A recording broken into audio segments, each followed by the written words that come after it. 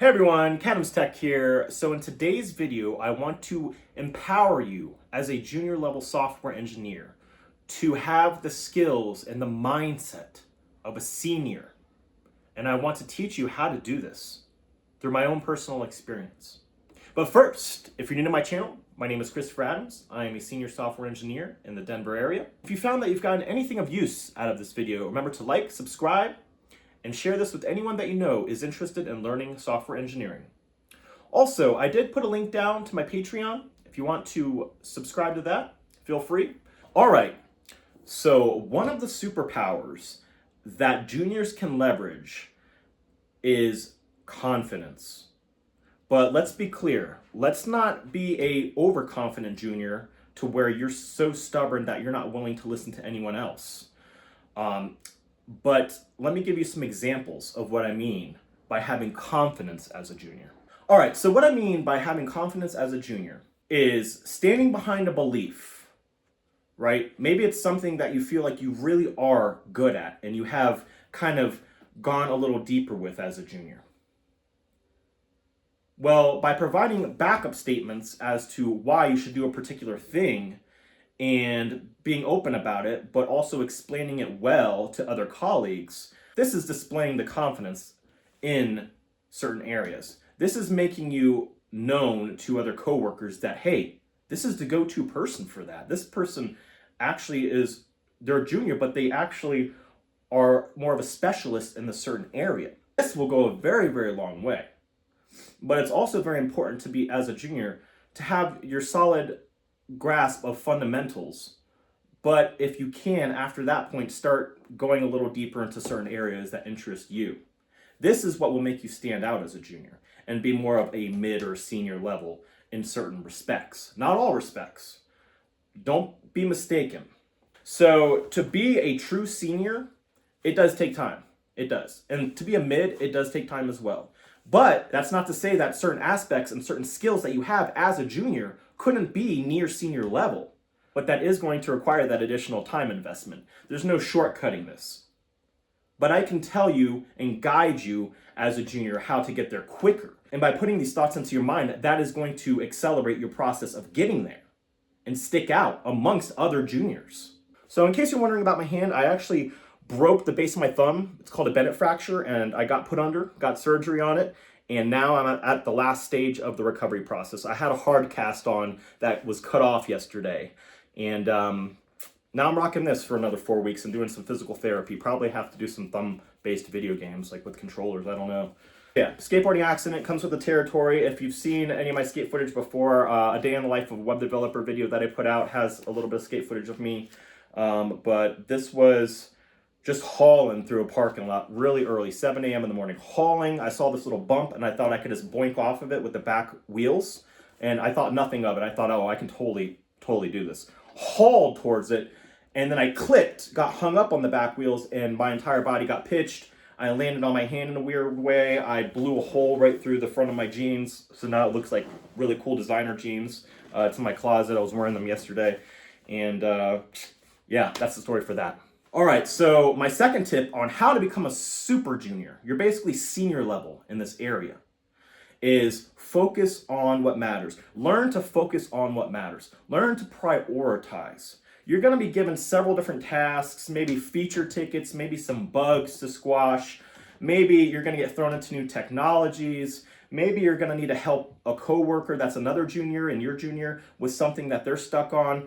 Learn to prioritize. Focus on what matters. Now, how do you learn to do that? Well, you have to think about it. You have to think about all of the objects and all of the tasks that you have before you and think about what is the most important. To me, personally, if I had to rank it right off the top of my head, I would say top of the list would be helping other coworkers that are stuck. Unless you have something on you that is so critical that it's like it's an emergency in production and you need to do it, I would say prioritize help another coworker. If you're given, say, a few tasks, a bug fix and 2 features, right? Learn, instead of asking the stakeholder initially, try and do this for yourself. Look at these issues and say, what do I think is the most important critical issue? And if they explicitly tell you, hey, this is critical, then yeah, put that at top of the list. But otherwise, if they just assign you some tasks and say, hey, I need you to get this done, then you yourself, as a junior, this is how you'll get to the next level and show that you're more senior level, is take those tasks and try and prioritize them yourself. Say, okay, I know this bug fix is critical, so I'm going to put that at top of the list. This other feature I know should come before this other feature, so I'm going to make that second. Or maybe this feature I know I can knock out quicker than another feature, so I'm going to put that second. Just so that way you can gain some momentum.